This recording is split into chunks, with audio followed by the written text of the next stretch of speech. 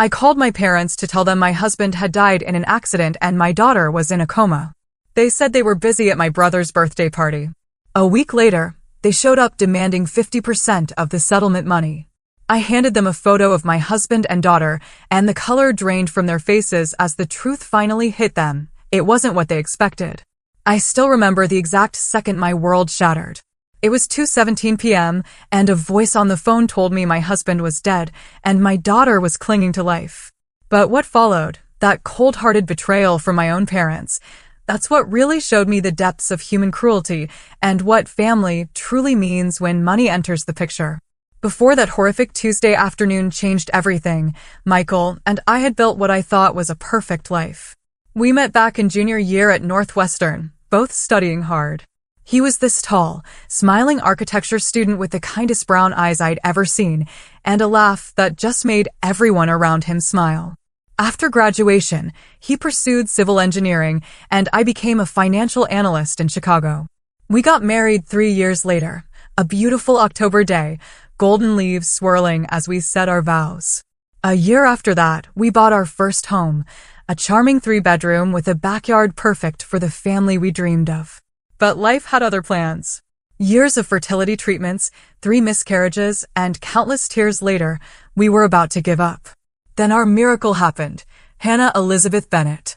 She arrived after a difficult pregnancy, tiny but fierce, with her father's brown eyes and my stubborn chin. From the moment we brought her home, Hannah became our universe. Michael would spend hours building elaborate blanket forts in the living room, complete with structural supports he insisted were necessary for proper fort integrity. Every Sunday morning, the 3 of us had pancake competitions, creating increasingly ridiculous shapes and voting on whose creation was the most imaginative.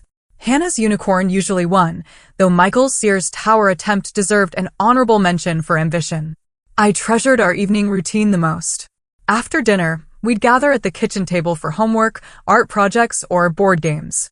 Michael taught Hannah chess when she was just 6, and she stunned us both by beating him legitimately by age 8. She gets her strategic mind from you, Liv, he'd say with pride, though we both knew her competitive streak was all Michael. Throughout these happy years, my relationship with my parents, Barbara and Richard Ward, remained complicated.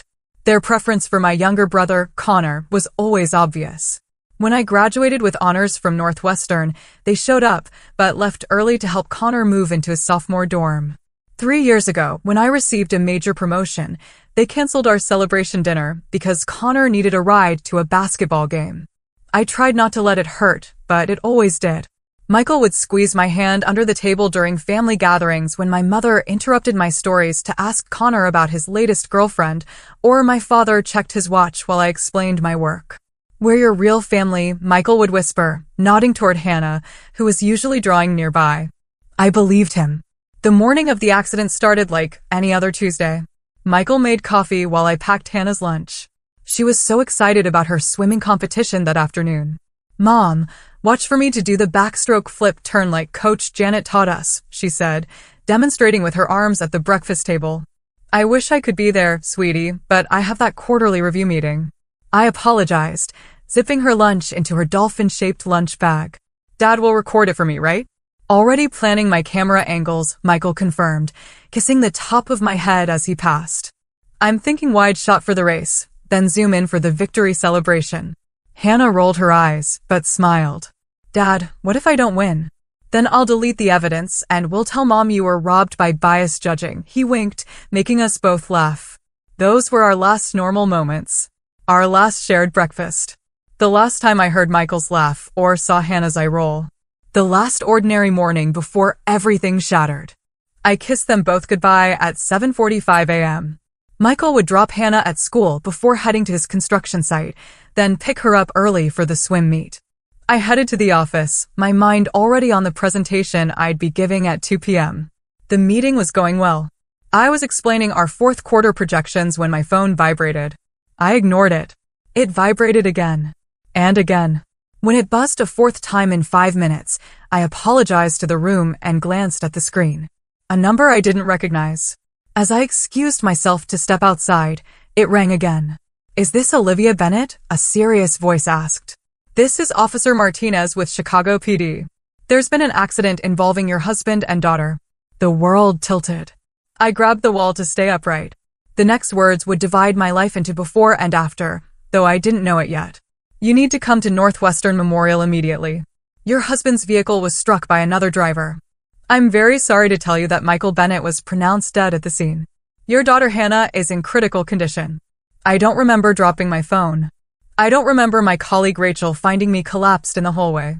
I don't remember her driving me to the hospital, though she later told me she ran red lights to get me there faster.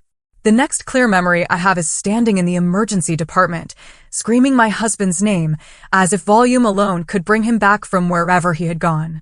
The accident report painted a clinical picture of the worst day of my life. At 1:42 p.m., a red pickup truck driven by Thomas Wells, 46, ran a red light at the intersection of Madison and Holstead. His blood alcohol level was later measured at 0.21, nearly 3 times the legal limit. The truck struck the driver's side of Michael's silver Honda Civic at approximately 48 miles per hour. Michael died instantly from catastrophic head trauma. Hannah, secured in her booster seat on the passenger side, suffered a severe traumatic brain injury, for broken ribs, a punctured lung, and a fractured femur. These facts were delivered to me by Officer Martinez in a quiet room off the emergency department. I couldn't process them. All I could think was that Michael had been taking Hannah to her swim meet. She had been so excited to show off her new flip turn. She'd never gotten the chance. Dr. Lawrence, a neurosurgeon with kind eyes and gray temples, explained Hannah's condition while using words that seemed to come from a foreign language: intracranial pressure, induced coma, cranial monitoring, cerebral edema. I nodded as though I understood, but all I comprehended was that my 9-year-old daughter might never wake up. "Can I see my husband?" I asked when Dr. Lawrence finished explaining the surgery Hannah was undergoing. A social worker named Patricia led me to a different floor. She tried to prepare me, saying things about trauma and how Michael wouldn't look like himself. Nothing could have prepared me for seeing my vibrant, laughing husband motionless under harsh fluorescent lights. His face was surprisingly peaceful, but wrong somehow, empty of the animation that had made him Michael. I touched his hand. It was cold. That's when I finally broke, collapsing across his chest, begging him to wake up, to not leave us, to come back and help me because I couldn't do this alone. I don't know how long I stayed there. Eventually, Patricia gently guided me back to the surgical waiting area. Hannah was still in surgery. I sat alone, staring at my phone. I needed to call my parents. They needed to know. They needed to come. Barbara answered on the 4th ring, the sounds of celebration in the background. "Olivia, we're right in the middle of Connor's birthday lunch." "Mom," I could barely speak through my tears. "Michael's dead. There was an accident. Hannah's in surgery. I need you." There was a pause. "Oh my goodness, that's terrible." Her voice lowered slightly, but maintained its composure. "We're at Rosetta's with all of Connor's friends. We've rented the whole back room. Can this wait until this evening? Connor's about to open his presents." I couldn't believe what I was hearing. "My husband is dead, Mom. Your granddaughter might not survive the night." "I understand, dear, but we can't just leave right now. That would be rude to everyone who came to celebrate. I'll call you tonight to check in." The call ended. I sat frozen, a new kind of pain joining the tsunami of grief. My parents weren't coming. They chose Connor's birthday party over the worst moment of my life. My friend Megan arrived an hour later, having seen my desperate text. She sat with me through the night as Hannah underwent one surgery, then another. She brought me coffee I couldn't drink and sandwiches I couldn't eat. She called Michael's parents in Florida, who immediately booked flights despite their advanced age and health issues. She contacted my boss, explained the situation, arranged for bereavement leave. She did everything my parents should have done. The first 72 hours passed in a fog of grief and fear. I alternated between sitting beside Hannah's bed in the pediatric ICU, her small body connected to more machines than I could count, and making arrangements for Michael's funeral. His parents arrived, shell-shocked and gray with grief, yet still finding strength to support me. My parents called once, briefly, making vague noises about visiting when things settled down. Dr. Lawrence explained that Hannah's condition was critical but stable. They had placed her in a medically induced coma to help her brain heal. "The next few days are crucial," he said gently. "All we can do now is wait and monitor." So I waited. I slept in a chair beside Hannah's bed, waking at every beep or change in the rhythm of the machines keeping her alive.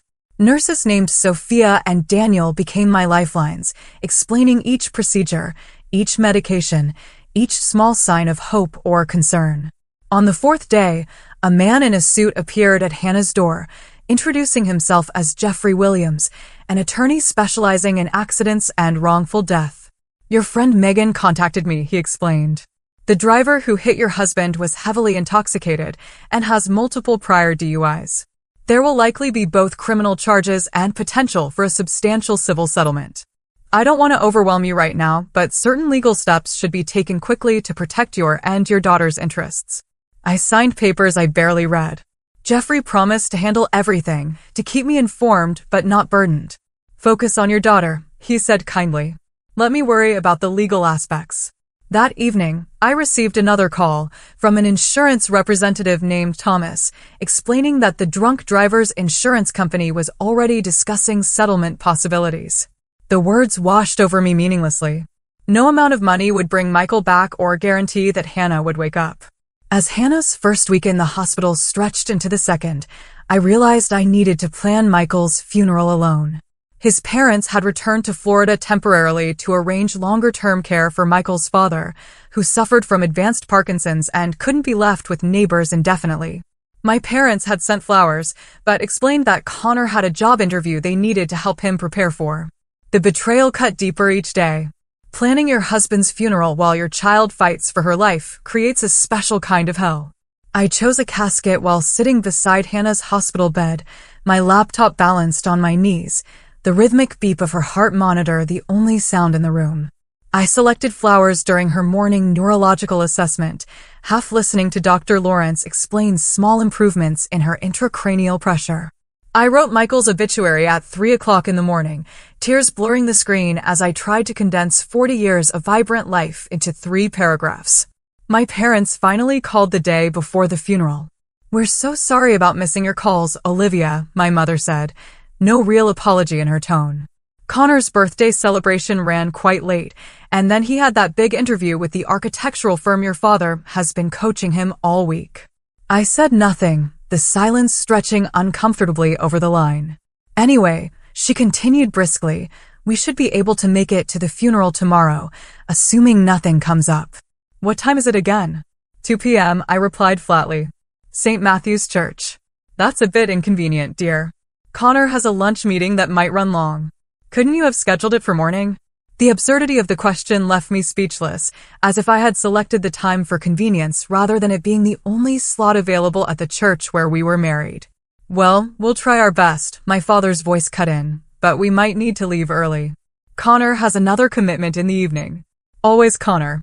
Even now. The morning of the funeral, I left Hannah's side for the first time in 10 days. The nurses promised to call immediately if anything changed. Megan helped me into the black dress I'd ordered online, brushed my tangled hair, applied concealer to the dark circles that had become permanent fixtures under my eyes. "You don't have to do this today," she said gently. "Michael would understand if you stayed with Hannah." "I need to say goodbye," I whispered. "For both of us." St. Matthew's Church filled with people Michael had touched during his life. His college roommates flew in from across the country.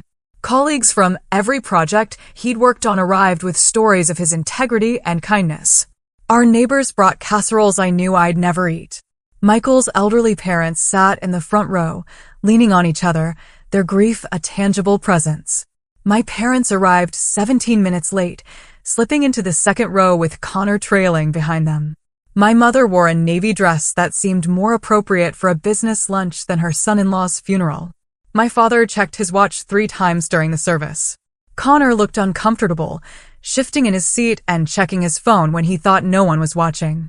I delivered the eulogy with a strength I didn't know I possessed, telling stories of Michael's laughter, his dedication to Hannah, his passion for creating buildings that would stand long after we were all gone. I spoke of his love for Sunday morning pancakes and his terrible singing voice, and how he could fix anything with duct tape and optimism. I didn't cry until the end, when I promised to keep his memory alive for Hannah too. Make sure she grew up knowing exactly who her father had been. My parents left during the final hymn. Urgent call from Connor's potential employer, my mother whispered as they slipped past. Connor followed, offering an awkward half-hug and a mumbled, "Sorry for your loss," that seemed directed at the floor rather than me. At the cemetery, Michael's colleagues formed a protective circle around me. Megan held my hand as the casket was lowered. Michael's mother placed a white rose on the polished wood, her hands shaking with age and sorrow. After everyone left, I stood alone beside the fresh mound of earth, unable to comprehend that Michael was beneath it. "I don't know how to do this without you," I whispered to the ground. "Hannah needs you. I need you." The cemetery worker, waiting discreetly by a nearby tree, pretended not to notice my breakdown. Eventually, Megan guided me back to the car, back to the hospital, back to the vigil beside Hannah's bed. The house, when I finally returned 3 days later to shower and collect fresh clothes, felt like a museum of our former life. Michael's coffee mug still sat in the sink. Hannah's backpack hung on its hook by the door, her unfinished math homework visible in the front pocket. I curled up on our bed, burying my face in Michael's pillow, breathing in the fading scent of his shampoo, and allowed myself to scream until my voice gave out. No one was there to hear me anyway. My family had made their priorities crystal clear. Days at the hospital blended together, forming a monotonous rhythm punctuated only by Hannah's medical assessments. My life narrowed to the beeping monitors, the hushed conversations with medical staff, and the constant, gnawing fear that Hannah might never wake up. I took an extended leave from work, unable to imagine focusing on financial projections while my daughter fought for her life. Dr. Lawrence became a fixture in my new reality. Each morning, he arrived at 7:30 a.m., his voice gentle but honest as he detailed Hannah's condition. "The swelling in her brain is gradually decreasing," he explained on day 14. "Her intracranial pressure readings are moving in the right direction." I clung to these small victories, searching his face for any sign that he was offering false hope. But Dr. Lawrence never sugarcoated Hannah's situation. "Recovery from traumatic brain injury is a marathon, not a sprint," he reminded me often. "We're looking for incremental progress." Physical therapist Daniel began passive movement therapy, carefully exercising Hannah's limbs to prevent muscle atrophy while she remained unconscious. "We're keeping her body ready," he explained while demonstrating gentle stretches I could perform between his sessions. "When she wakes up, she'll need her strength." The word "when," not "if," became my lifeline. Nurse Sophia worked the night shift, checking Hannah's vitals with quiet efficiency while somehow sensing when I needed conversation and when I needed silence. She brought me extra blankets for the uncomfortable recliner that became my bed, and occasionally convinced me to walk to the cafeteria rather than subsisting on vending machine snacks. "Your daughter needs you at full strength," she would say firmly. "Self-care isn't selfish, it's necessary." 23 days after the accident, while Sophia was adjusting Hannah's 4, I noticed something that stopped my heart. Hannah's index finger twitched. Not the random movement that sometimes occurred, but a deliberate flexing. "Did you see that?" I gasped, grabbing Sophia's arm. We watched, hardly breathing, until it happened again. Hannah's finger moved. Then her whole hand curled slightly. Dr. Lawrence confirmed what we hardly dared hope. Hannah was beginning to emerge from her coma. "This is just the first step," he cautioned. Waking from a traumatic brain injury is a process that can take days or weeks. But those small movements gave me something I'd been missing since the accident: hope. Over the following week, Hannah's signs of consciousness increased. Her eyelids fluttered. She grimaced when pricked for blood tests. One morning, while I was reading aloud from her favorite book about a girl detective, her eyes opened briefly. Unfocused, but undeniably aware. I wept with joy, holding her hand and telling her how brave she was, how much I loved her, how proud her dad would be of her fight. I don't know how much she understood, but I needed to say the words. Dr. Lawrence explained the road ahead. "Hannah has a significant recovery journey. We're seeing positive neurological signs, but she suffered serious trauma. She'll need extensive rehabilitation therapy, speech, physical, occupational, cognitive. It's going to be comprehensive and intensive." The medical team taught me to communicate with Hannah through hand squeezes. 1 squeeze for yes, 2 for no. The first time she responded correctly to a simple question, squeezing once when I asked if she was comfortable, the entire medical team celebrated as though she'd run a marathon. For me, it was better than any marathon. It was proof that my daughter was still there, fighting her way back to me. While Hannah made slow progress, the financial reality of our situation began to surface. Even with good insurance, the medical bills mounted at a staggering rate. Each specialist consultation, each therapy session, each day in the pediatric ICU added thousands to our mounting debt. I spoke with the hospital financial counselor, who explained our options with kindness, but unavoidable clarity. The acute care phase is just the beginning, she explained. Rehabilitation facilities, home modifications, ongoing therapies, these costs can continue for years. Michael's life insurance would help, but it wasn't designed to cover catastrophic medical expenses of this magnitude. I began selling investments, calculating how long our savings would last, wondering if I would need to sell our home. Through it all, my parents remained conspicuously absent. They called occasionally, asking brief questions about Hannah's condition before inevitably turning the conversation to Connor's job search or their social obligations. They visited once, staying less than 30 minutes, my mother complaining about the hospital parking and my father standing awkwardly at the foot of Hannah's bed, as though afraid to approach. She looks so medical, my mother whispered, eyeing the feeding tube and monitoring equipment with barely disguised discomfort. They left without offering any meaningful support, financial or emotional. I told myself I didn't need them, that Hannah and I would manage on our own. But late at night, when Hannah slept and the hospital corridors quieted, I allowed myself to acknowledge the deep wound their abandonment had created. 6 weeks after the accident, insurance agent Thomas contacted me about the settlement negotiations. The drunk driver who killed Michael and injured Hannah had a substantial insurance policy, and his company was eager to settle rather than face a prolonged lawsuit and potential punitive damages. Given the circumstances, Thomas explained carefully, the settlement offer is likely to be significant. The driver's history of DUIs makes this a particularly strong case. I asked what significant meant in practical terms. When he quoted a figure, I nearly dropped the phone. It was more money than I had imagined, enough to cover Hannah's medical expenses and future care needs. For the first time since the accident, I felt a weight lift. We would be okay financially. Hannah would get the care she needed. I wouldn't have to choose between physical therapy sessions and paying the mortgage. That evening, Hannah squeezed my hand 3 times, a pattern we hadn't established. When I asked what she was trying to tell me, she did it again, 3 squeezes. I love you, I whispered, suddenly understanding. Is that it? 3 squeezes means I love you. 1 squeeze, yes. I placed her small hand against my wet cheek. I love you too, Hannah. More than anything in this world. That night, I called my parents to share the good news about Hannah's progress and briefly mentioned the settlement. Their response would change everything.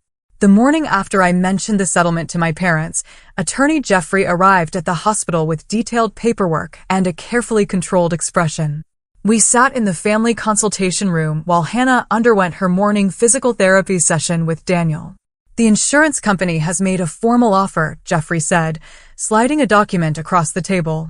It's substantial, as expected, given the circumstances. Mr. Wells had multiple previous DUI convictions, was significantly over the legal limit, and ran a red light in broad daylight. His liability is indisputable. I stared at the number on the page. 7 figures. Enough to ensure Hannah would receive every treatment, every therapy, every opportunity to recover as fully as possible. We need to discuss how to structure this, Jeffrey continued. I recommend establishing a medical trust for Hannah's ongoing care. This will protect the funds and ensure they're available throughout her recovery journey and beyond. For the next hour, Jeffrey outlined options for managing the settlement. A significant portion would be placed in a structured settlement, providing regular payments for Hannah's care over her lifetime. Another portion would be available immediately for current medical expenses, necessary home modifications, and specialized equipment Hannah might need during rehabilitation. What about taxes? I asked, my financial analyst background surfacing through the fog of grief and exhaustion. Settlements for physical injuries are generally tax-exempt, Jeffrey explained, but we'll work with a specialized accountant to ensure everything is properly structured. As Jeffrey outlined the financial details, I found myself thinking of Michael. He had always handled our long-term financial planning, joking that it was only fair since I managed our day-to-day finances. You keep us afloat, I'll chart the course, he'd say. Now I was navigating alone, making decisions that would affect Hannah's entire future. Take some time to review everything, Jeffrey said as our meeting concluded. But don't wait too long. The sooner we accept and structure the settlement, the sooner those funds become available for Hannah's care. I spent that afternoon researching pediatric rehabilitation facilities, calculating lifetime care costs, and consulting with Dr. Lawrence about Hannah's long-term prognosis. The numbers were staggering, but the settlement would cover them. Hannah would have what she needed. That certainty felt like the first solid ground I'd stood on since the accident. That evening, my phone rang with my parents' number. Olivia, your father and I have been discussing your situation, my mother began without preamble. We've decided it's time we visited properly. How about tomorrow afternoon? Their sudden interest caught me off guard. In 7 weeks, they had visited exactly once, staying less than 30 minutes and offering no meaningful support. Hannah's been showing real improvement, I said cautiously. She's communicating with hand squeezes, and her eyes are focusing better. The doctors are optimistic. That's wonderful, dear. And the settlement matter you mentioned, has that progressed? The slight shift in her tone triggered a warning bell in my mind. It's being handled, I replied vaguely. The attorney is working out the details. Your father knows quite a bit about financial matters, she pressed. He'd be happy to look things over, offer some guidance. These situations can be complex for someone without experience. I nearly laughed. I was a financial analyst with an MBA. My father was a high school history teacher who consistently made poor investment choices. I appreciate the offer, but I have professional advisors, I said. Will you be coming around lunchtime tomorrow? I should prepare Hannah. She gets anxious around visitors she hasn't seen in a while. The subtle criticism wasn't lost on my mother. We'll be there at 1 o'clock, she said stiffly, before ending the call.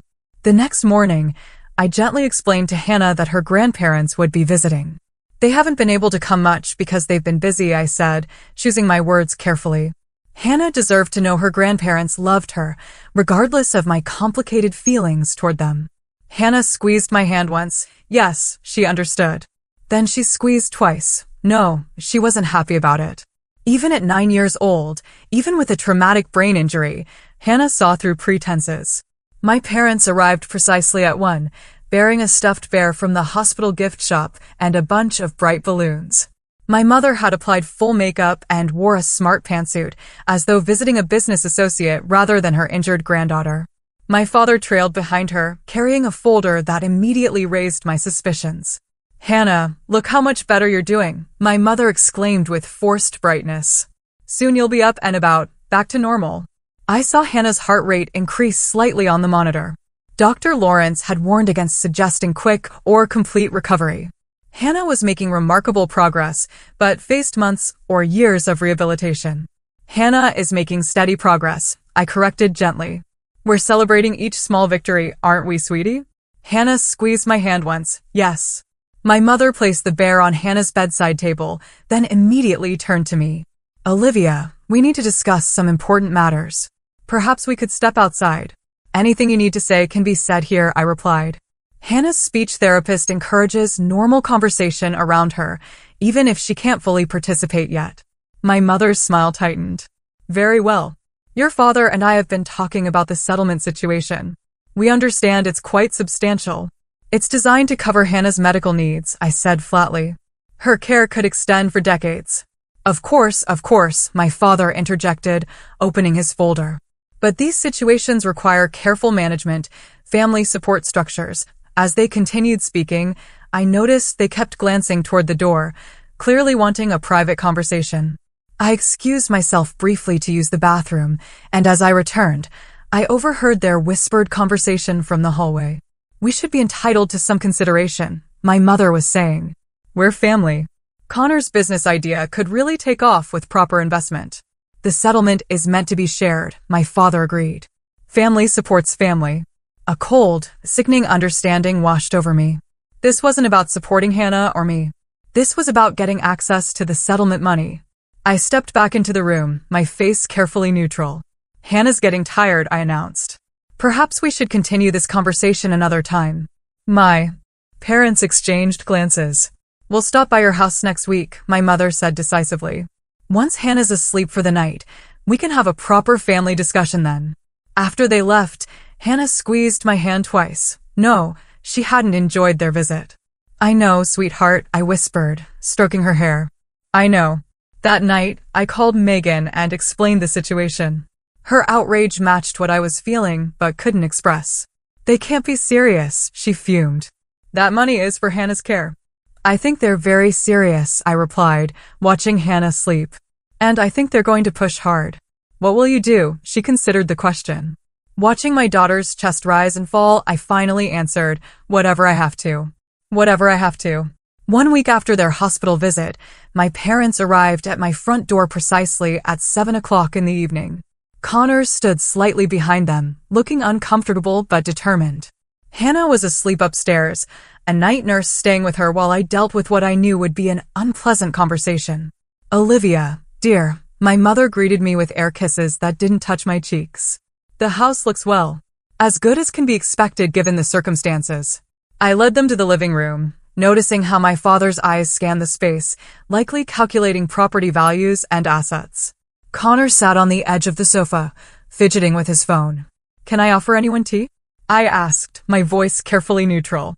That would be lovely, my mother replied. Then we can get down to business. I went to the kitchen, taking longer than necessary to prepare the tea tray. My hands shook slightly as I arranged cookies that no one would eat. Through the doorway, I could hear their muted conversation, catching phrases like reasonable percentage and family obligation. When I returned with the tea, my parents had positioned themselves on the sofa like a united front. Connor had moved to an armchair, still looking uncomfortable, but resigned to his role in whatever they had planned. Olivia, my father began, once I'd poured the tea, we've given considerable thought to the family situation. This settlement represents a significant opportunity. The settlement is for Hannah's medical care, I said flatly. Her rehabilitation could take years. The funds will be placed in a medical trust. My mother waved her hand dismissively. Yes, of course. Hannah's needs must be addressed. But surely the settlement exceeds those requirements? These awards typically include substantial compensation for emotional distress, loss of companionship, and so forth. What your mother is saying, my father continued, is that there should be room to support the entire family. We're all affected by this tragedy. I sipped my tea, waiting for them to reach their point. We believe, my mother said, leaning forward, that a fair division would allocate 50% of the settlement to Hannah's care, with the remaining 50% distributed among the family to help us all move forward. The audacity was breathtaking. I set my cup down carefully to hide my shaking hands. And what exactly would the family portion support? I asked, my voice surprisingly steady. My mother smiled, clearly interpreting my question as interest rather than disbelief. Well, Connor has developed an exciting business proposal. A technology startup with tremendous potential. With proper funding, he could really make something of himself. Connor shifted uncomfortably but nodded. It's an app for coordinating dog walkers, he explained. Like Uber, but for pets. And of course, my father added, your mother and I aren't getting any younger. We need to think about retirement. Perhaps a vacation property where the family could gather. A place for healing. I see, I said quietly. And what about Michael's parents? Are they included in this family distribution? My mother's expression soured. Well, they're not direct blood relatives anymore, are they? I mean, with Michael gone, I stood abruptly. Excuse me for a moment. I walked calmly upstairs, checking briefly on Hannah and the night nurse before entering my bedroom. From my closet, I retrieved a photo album I'd been assembling for Hannah for when she was fully recovered. I wanted her to have memories of her father preserved. I selected 2 photographs and returned downstairs. My parents and Connor were huddled in conversation that ceased when I entered the room. My mother's face bore the determined expression I recognized from childhood, the one that preceded getting her way by any means necessary. Olivia, she began, her voice taking on the manipulative tone I knew too well. I understand this is difficult, but family supports family. That's what we do. Your father and I raised you, supported your education, gave you every advantage. Now it's time for some reciprocity. Connor's business idea is genuinely promising, my father added. With the right investment, it could provide for all of us in the long run. It's what Michael would have wanted, supporting the entire family. At the mention of Michael's name, something hardened within me. How dare they invoke him to serve their greed? You're right, I said softly. Family should support family. My mother's face brightened. I knew you'd see reason, dear. Before we discuss percentages, I continued, I'd like to show you something. I handed them the first photograph. It showed Michael in his casket, his face peaceful but unmistakably dead. I had taken it for Hannah so that someday she would have a record of saying goodbye to her father, a goodbye she had been too injured to attend. My mother gasped. My father's face drained of color. Connor looked away. This is what 50% of my loss looks like, I said, my voice steady despite the tears threatening to fall. This is what happened while you were celebrating Connor's birthday. Before they could respond, I handed them the second photograph. This one showed Hannah in the ICU, her small body connected to ventilators and monitors, her head partially shaved for the surgeries that had saved her life, her face swollen and bruised beyond recognition. And this is the other 50%, I continued. This is your granddaughter fighting for her life while you were helping Connor prepare for job interviews. The color had completely drained from my mother's face. My father's hands trembled as he held the photograph. Connor looked like he might be sick. The settlement, I said, each word precise and cutting, will be placed entirely in a trust for Hannah's care. Every penny. It will cover her medical expenses, her therapy, her equipment, her education, her future. It will ensure that my 9-year-old daughter, who lost her father and nearly lost her own life, has everything she needs to recover and thrive. I stood, indicating our conversation was ending. True family shows up. True family sits in hospital waiting rooms and brings coffee at 2 o'clock in the morning and holds your hand when you identify your husband's body. True family doesn't wait until there's money involved to suddenly care. My mother's shock was transforming to indignation. Now listen here, Olivia. We are your parents. We deserve respect and consideration. Respect is earned, I replied quietly, and you haven't earned it. I'd like you to leave now. When you're ready to be actual grandparents to Hannah, to support us without conditions or expectations, you can call. Until then, we don't need the kind of family you're offering. Connor stood first. I'm sorry, Liv, he said, and I was surprised to see genuine regret in his eyes. This wasn't. I didn't mean for it to be like this. My parents rose stiffly, my mother clutching her purse like a shield. You'll regret this decision, she said coldly. When Hannah needs us, when you're overwhelmed trying to manage alone, you'll wish you hadn't been so stubborn. Maybe, I acknowledged. But I'd rather struggle alone than watch you treat my daughter's tragedy like a lottery win. Goodbye, Mom. Dad. Connor. I held the door open, watching them walk to their car in silence. As they drove away, I felt a strange combination of grief and relief wash over me. I had lost my husband. I had nearly lost my daughter. And now I had lost my parents too, though in truth I suspected they had never really been mine to lose. That night, I slept in the chair beside Hannah's bed, the monitor's steady beeping a reminder that what remained of my family was still here, still fighting, still worth every sacrifice. 6 months after the confrontation with my parents, Hannah sat in her wheelchair on our back porch, laughing as she threw bread to the birds gathering in our yard. Her progress had been remarkable, though not without setbacks. The wheelchair was likely temporary. According to her physical therapists, with continued work, she would probably walk again, though perhaps always with a slight limp.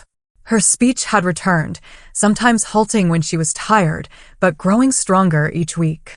Cognitive testing showed lingering effects from her brain injury, particularly in mathematics and short-term memory, but her personality, her humor, her essential Hannah-ness remained intact. Mom, she called, pointing to a cardinal that had landed on our fence.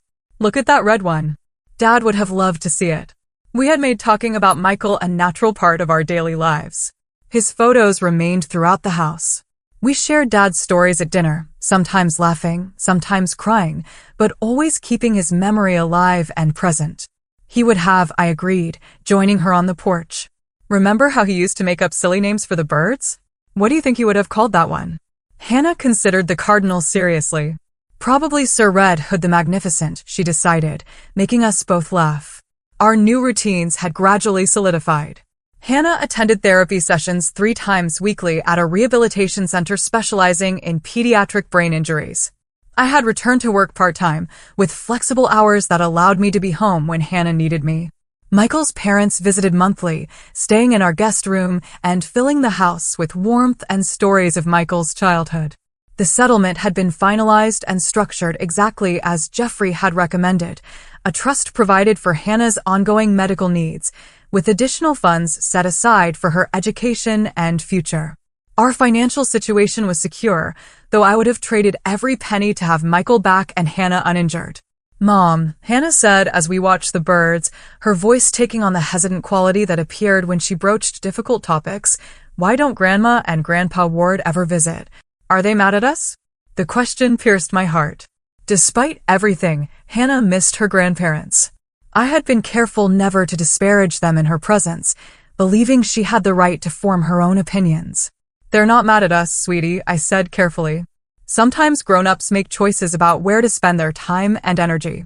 Grandma and Grandpa Ward have been focusing on Uncle Connor lately." Hannah considered this. "But they know I got hurt, right? And that Dad died." "They know," I confirmed, choosing my next words with extreme care. "I think sometimes people don't know how to handle very sad things. They might stay away because they're uncomfortable or don't know what to say." "That's silly," Hannah declared with the straightforward wisdom of children. "When you're sad, you need people more, not less." "You're absolutely right," I agreed, squeezing her shoulder gently. "That's a very smart way to look at it." 3 weeks later, an envelope arrived with my parents' return address. Inside was a card and a 4-page handwritten letter. The card was for Hannah, with a gift certificate to her favorite bookstore and a simple message, "Thinking of you. Love, Grandma and Grandpa Ward." Nothing elaborate, but it was the first acknowledgement of Hannah they had sent since the confrontation. The letter was addressed to me. I sat at the kitchen table after Hannah was in bed and read my mother's surprisingly vulnerable words. "Dear Olivia," she began, "I don't know if you'll read this, and I wouldn't blame you if you didn't. What your father and I did was inexcusable.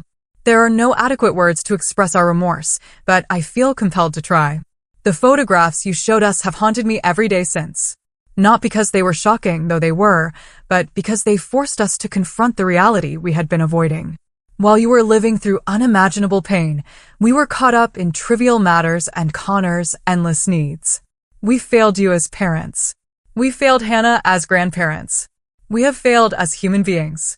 Your father and I have spent many sleepless nights discussing how we reached this point, how we became people who would choose a birthday party over a daughter's tragedy, who would try to profit from a child's suffering. There is no excuse, only shame and regret. We don't expect forgiveness, nor do we deserve it, but we want you to know that your words that night changed us. We are trying to become better people, people worthy of eventually being part of your and Hannah's lives again, if you'll ever have us." Connor has also been reflecting deeply. He broke off contact with us for several weeks after that night, calling us disgusting for our behavior. He was right. He's since been volunteering at a rehabilitation center similar to Hannah's, trying to understand what you and she are experiencing. If you're willing, we would like to visit Hannah on her upcoming birthday.